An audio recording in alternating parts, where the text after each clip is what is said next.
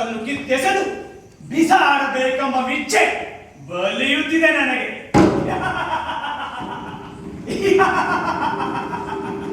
ಮಹಾರಾಜರಿಗೆ ಜಯವಾಗಲಿ. ಮಹಾರಾಜರ ಅಪ್ಪಣೆಯಂತೆ ರಾಜರೆಲ್ಲರನ್ನು ಕರೆತಂದಾಯಿತು. ಒಳ್ಳೆಯದು. ನೀನೇನು ಅಂತಃಪುರದೊಳಗೆ ಹೋಗು. ರಾಜರ ಅಪ್ಪಣೆ.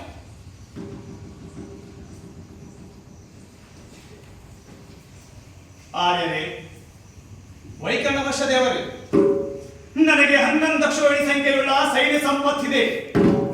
ಇದಕ್ಕೆ ಸೇನಾಧಿಪತಿಯಾಗಲು ಯಾರು ತಕ್ಕವರು? ಏನಂದಿರಿ ನೀವು? ಇದು ಬಹುದೊಡ್ಡ ವಿಚಾರ, ಆಲೋಚನೆ ಮಾಡಿಯೇ ಹೇಳಬೇಕು ಎಂದು.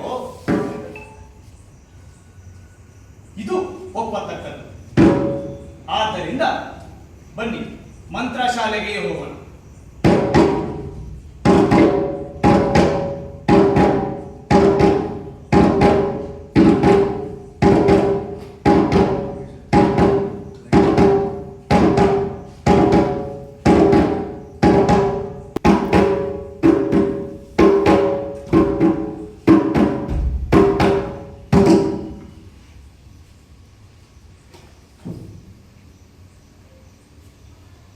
ಈಗ ಹೇಳಿ, ನನಗೆ 11 ಅಕ್ಷೋಹಿಣಿ ಸಂಖ್ಯೆಯುಳ್ಳ ಸೈನ್ಯ ಸಂಪತ್ತಿದೆ.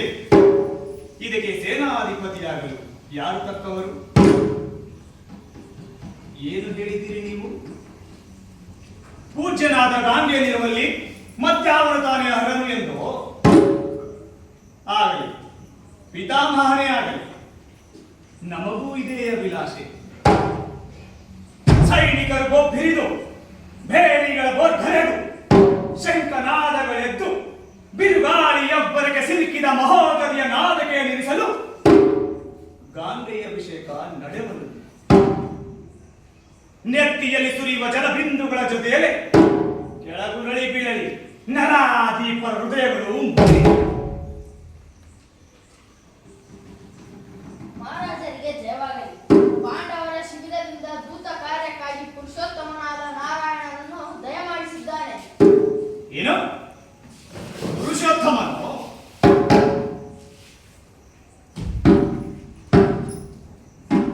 ಆ ಕಂಸವೃತ್ಯನಾದ ದಾಮೋದರನು ನಿನಗೆ ಪುರುಷೋತ್ತಮನು?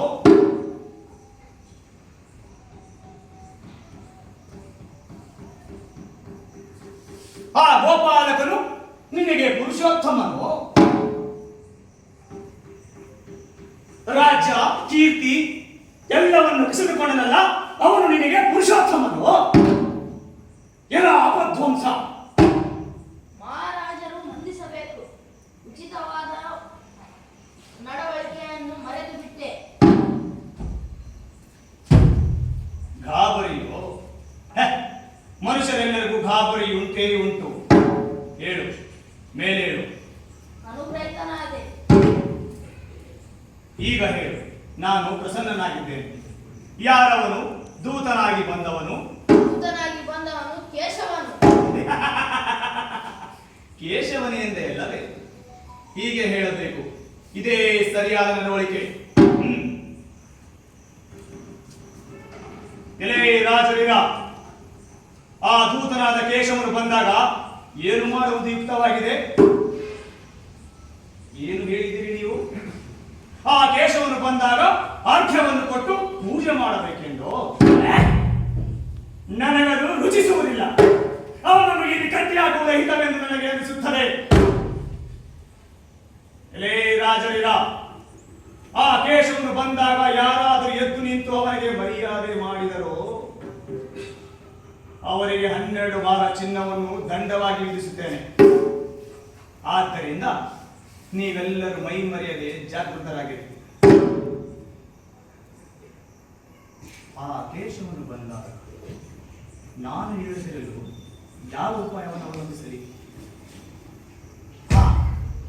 ಉಪಾಯ ಒಳ್ಳೆಯದು. ಪಾದರಾಯಣ. ಅಪ್ಪಣೆ ಪ್ರಭು. ಆ ದ್ರೌಪದಿಯ ಚುಟ್ಟುಪಟ್ಟೆಗಳೆಲ್ಲದನ್ನು ರಚಿಸಿರುವ ಆ ಚಿತ್ರಪಟವನ್ನು ತೆಗೆದುಕೊಂಡು ಬಾ. ಅಪ್ಪಣೆ ಪ್ರಭು.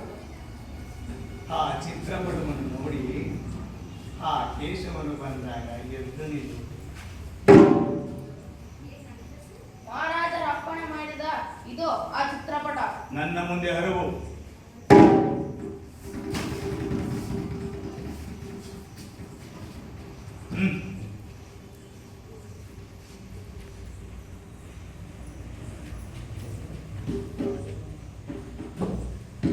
ಆಹಾ ಆಹಾ, ಈ ಚಿತ್ರಪಟವು ಎಷ್ಟು ಸೊಗಸಾಗಿದೆ. ಈ ದುಶ್ಯಾಸನನು ದ್ರೌಪದಿಯ ಚುಚ್ಚುಗಳು ಹಿಡಿದುಕೊಂಡು ನಿಲ್ಲಿಸಿಕೊಂಡಿದ್ದಾನೆ. ಈ ದ್ರೌಪದಿಯಾದವರು ರಾಹುವಿನ ಬಾಯೊಳಗೆ ಬಿದ್ದಿರುವ ಚಂದ್ರಲೇಖೆ ಹಾಗೆ ಶೋಭಿಸುವಳು. ಈ ದುರಾತ್ಮನಾದ ಭೀಮನು ಎಲ್ಲ ರಾಜರೆದುರು ಅವಮಾನಕ್ಕೆ ಈಡಾದ ಆ ದ್ರೌಪದಿಯನ್ನು ಕಂಡು ಕೋಪ ಕೆರಳಲು ಸಭಾ ಮಂಟಪದ ಕಂಬಗಳನ್ನು ತೂಗಿ ನೋಡುತ್ತೀಹನು.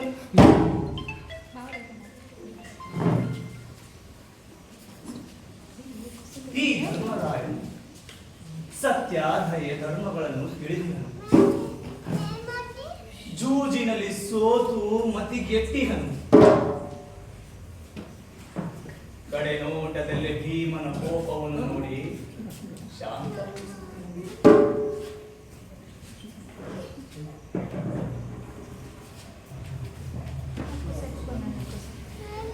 ಈಗ ಈ ಅರ್ಜುನ ರೋಷದಲ್ಲಿ ಕಣ್ಣುಗಳು ಕೇಳಿರಲು ಅದು ರೋಷ್ಟವನುಗುತ್ತಿರೆ ಎಲ್ಲ ರಾಜರನೆದುರು ದೂರೋಲು ಗಾಂಡಿಯದ ಅದೇಂದೋ ಮೆಲ್ಲನೆ ಎಳೆಯುತ್ತೀನಿ. ಈ ಧರ್ಮರಾಯನು ಅವನನ್ನು ತಡೆಯುತ್ತಿದ್ದನು. ಈ ನಕುಲ ಸಹದೇವರಿಬ್ಬರು ನಡೆಕಟ್ಟು ನೆರೆ ಬಿಗಿದು ಕೂರಸಿಯ ಹಿಡಿಯೊಳಗೆ ಕೈಯಿಟ್ಟು ಹಲ್ಲು ಮುಡಿಯನ್ನು ಕಚ್ಚಿ ಮುಖರಾವ ಕೆಂಪೇರೆ ಮರಣ ಭಯವನ್ನು ತೊರೆದು ತವಕಿಸುತ್ತ ನನ್ನ ತಮ್ಮನ ತಡೆಯ ನೋಡುವರು. ಸಿಂಹವನ್ನು ಕಾಡಮರಿ ಜಿಂಕೆಗಳು ತಡೆಯುವಂತೆ ತಡೆಯುತ್ತಿದ್ದರು.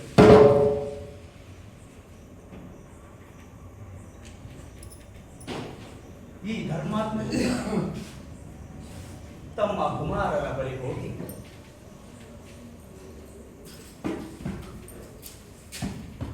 ನಾನೇ ಬುದ್ಧಿ ವಿಪರೀತನಾದನು, ಎಂತಾದರೂ ಮಾಡಿ ನಿಮ್ಮ ಕೋಪವನ್ನು ಬಿಡಿದಿಂದು ಸೆಲೆನಯನಗಳನ್ನು ಬಲ್ಲವರು ನೀವು. ಈ ಮೋಸದ ಅಧಿಕಾರ ಜೂಜಿಂದ ಬಂದಿರುವುದು. ಅದನ್ನೆಂದು ಅರೆದಿರೆ ಸಂತವರು ಕಂಡು ನಮ್ಮಿ ಪರಾಕ್ರಮವನ್ನು ನಿಂದಿಸದೆ ಬಿಡರು.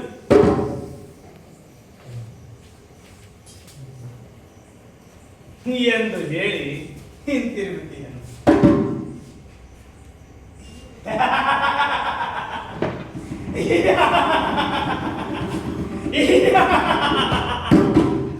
ಈ ಗಾಂಧಾರ ರಾಜನು ದಾಳಗಳನ್ನು ಮೋಸದಿಂದ ಎಸೆಯುತ್ತ ಗರ್ವದಲ್ಲಿ ಗಹಗರಿಸಿ ನಗುತ್ತಿಯನು. ಈ ಪೂಜ್ಯ ಪಿತಾಮಹರಿಬ್ಬರು ಆ ದ್ರೌಪದಿಯನ್ನು ಕಂಡು ಲಜ್ಜೆ ಇಲ್ಲದೆ ಮುಖಕ್ಕೆ ಮುಸುಕಾಕಿಕೊಂಡು ಕೂತಿದರು.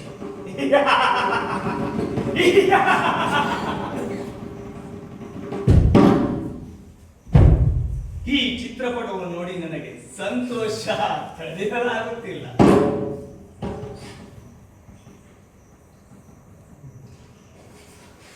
ಬಾದರಾಯಣ,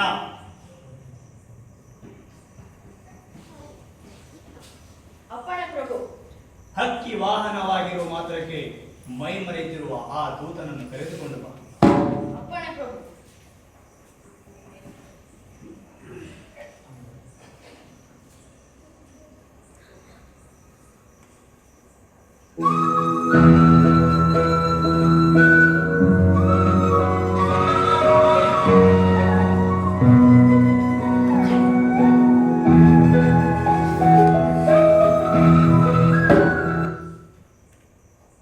ಧರ್ಮರಾಜನ ಮಾತಿನಲ್ಲಿ ಧನಂಜಯನ ಅಕೃತ್ರಿಮವಾದ ಸ್ನೇಹದಿಂದಲೂ ಪ್ರೇರಿತರಾಗಿ ಯುದ್ಧ ದರ್ಪದಿಂದ ಕೊಬ್ಬಿ ಪ್ರಭು ಹೇಳಿದ್ದನ್ನು ಕೇಳದಿರುವ ಸುಯೋಧನೊಡನೆ ನನಗೆ ಅನುಚಿತವಾಗಿರುವುದಾದರೂ ಈ ದೂತ ಕಾರ್ಯವನ್ನು ನಿರ್ವಹಿಸುತ್ತಿದ್ದೇನೆ.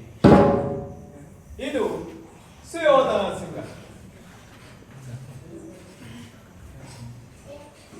ಇದೇನು ನನ್ನನ್ನು ನೋಡಿ ಕ್ಷತ್ರಿಯರೆಲ್ಲರೂ ಗಾಬರಿಗೊಂಡಿರಲ್ಲ? ಬೇಡ ಬೇಡ, ಗಾಬರಿ ಬೇಡ. ತಾವೆಲ್ಲರೂ ಧಾರಾಳವಾಗಿ ಕೊಳ್ಳಿರಬಹುದು. ಏನು ಕೇಶವನನ್ನು ಕಂಡು ಕ್ಷತ್ರಿಯರೆಲ್ಲ ಗಾಬರಿಗೊಂಡ್ಯಾರೆ? ಸಾಕು ಸಾಕು ನಿಮ್ಮ ಸಂಭ್ರಮ. ಮೊದಲು ವಿಧಿಸಿದ ದಂಡವು ನೆನಪಿರಲಿ. ನಾನಲ್ಲವೇ ಆಜ್ಞೆ ಮಾಡುತ್ತಿರುವನು.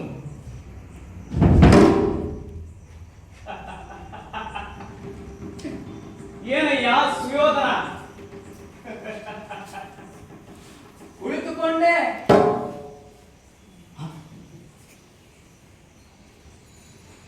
ಏನು ಆಶ್ಚರ್ಯವಿದು? ಸೊಂದೆನ್ನ ಬುದ್ಧಿಯನ್ನು ಬಳಸಿ ಕುಳಿತುಕೊಂಡನಾದರೂ ಈ ದೂತನ ಮೈಲಿನಿಂದ ಆಸನ ಮೇಲಿಂದ ಕೆಳಗುಳಿದಿದ್ದೆಂದು. ಆಹಾ, ಈ ದೂತ ಬಹಳ ಮಾಯ. ಅಯ್ಯ ದೂತ, ಈ ಆಸನದಲ್ಲಿ ಕುಳಿತುಕೋ. ಆಹಾ, ಈ ಚಿತ್ರಪಟವು ಎಷ್ಟು ಸೊಗಸಾಗಿದೆ.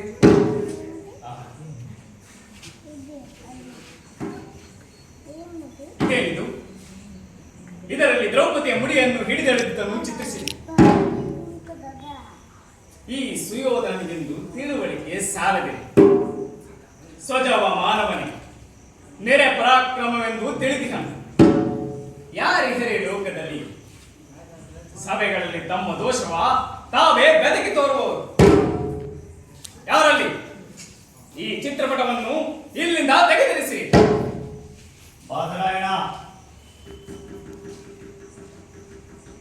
ಅಪ್ಪಣೆ ಪ್ರಭು. ಈ ಚಿತ್ರಪಟವನ್ನು ತೆಗೆದುಕೊಂಡು ಹೋಗು.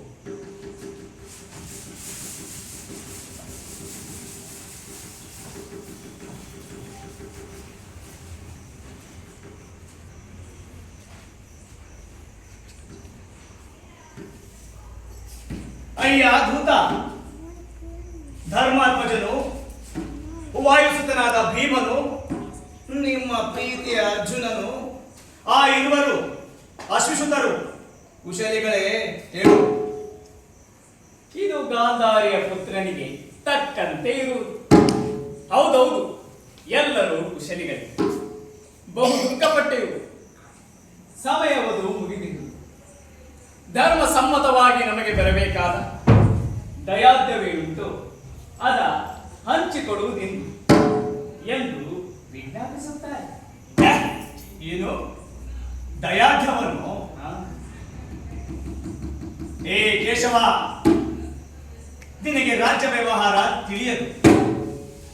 ರಾಜ್ಯವೆಂಬುದು ಕೇಳು, ವೈರಿಗಳ ಸೆದೆ ಬಡಿದು ಗೆದ್ದರಸು ಮಕ್ಕಳಿಗೆ, ಶೂರರಿಗೆ ದಕ್ಕುವುದದು.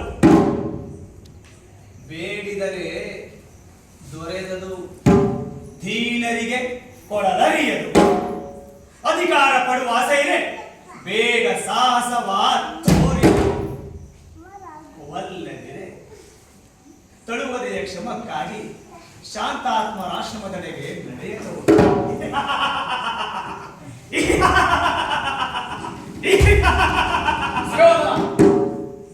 ಬಂಧು ಜನರ ವಿಷಯದಲ್ಲಿ ಕಠಿಣವಾಗಿ ಮಾತನಾಡಬಾರದು.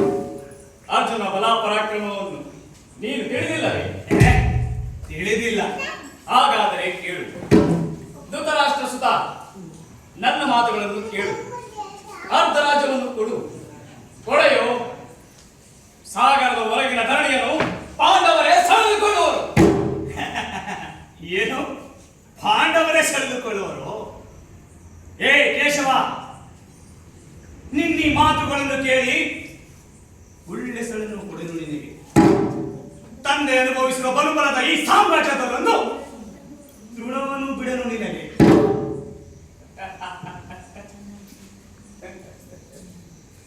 ಏನು? ನಾವು ಹುಲ್ಲನ್ನು ನಡುವೆ ಇಟ್ಟು ಮಾತನಾಡುವಷ್ಟು ನೀಚರು? ಎಲ ದನ ಕಾಯುವನೆ, ನೀನು ಹುಲ್ಲನ್ನು ನಡುವೆ ಇಟ್ಟು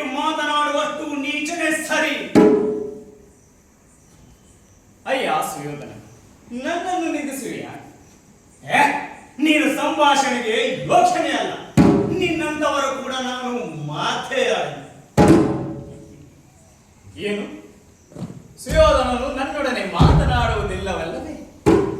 ಹಾಗೆ ಎಲ್ಲವೋ ಸುಯೋಧನ, ನಿನ್ನಿಂದಲೇ ವಂಶವಿದು, ಕುರು ವಂಶವಿದು, ಬೇಗ ನಡೆಯುವುದು ಕೇಳು.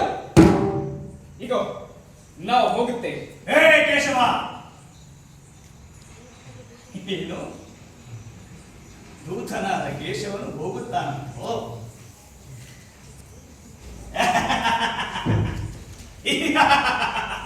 ನನ್ನ ಈ ಕೈಗಳಿಂದ, ಈ ಹಗ್ಗದಿಂದ ಅವನನ್ನು ಇಲ್ಲೇ ಕಟ್ಟಿ ಹಾಕುತ್ತೇನೆ.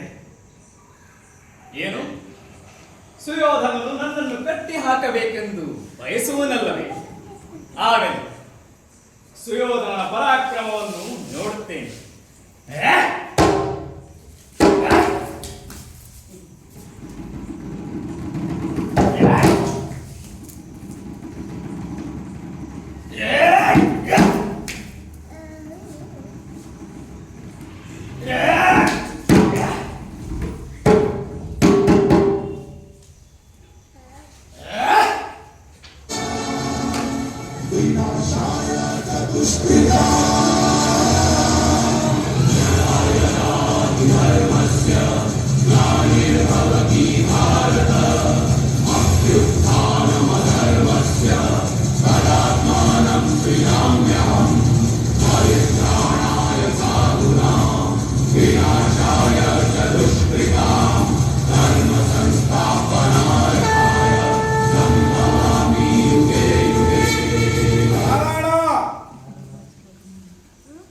ದೇವಕಿನಂದನ,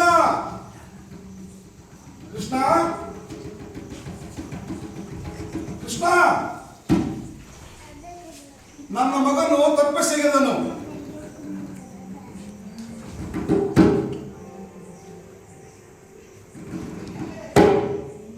ಮೇಲೆಗೆ ಅನಗತ್ಯನಾದೆ ಭಗವಂತ, ಈ ಆಜ್ಞೆಯನ್ನು ಸ್ವೀಕರಿಸಬೇಕು. ಎಲ್ಲವನ್ನೂ ಸ್ವೀಕರಿಸುತ್ತೇನೆ. ನಿನಗೆ ಮತ್ತಿನ್ಯಾವ ಸಂತೋಷವನ್ನು ಉಂಟು ಮಾಡಲಿ ಹೇಳು. ಭಗವಂತನೇ ಪ್ರಸನ್ನವಾಗಿರುವಾಗ ನಾನು ಮತ್ತೇನು ಬೇಡಲಿ? ತಥಾಸ್ತು.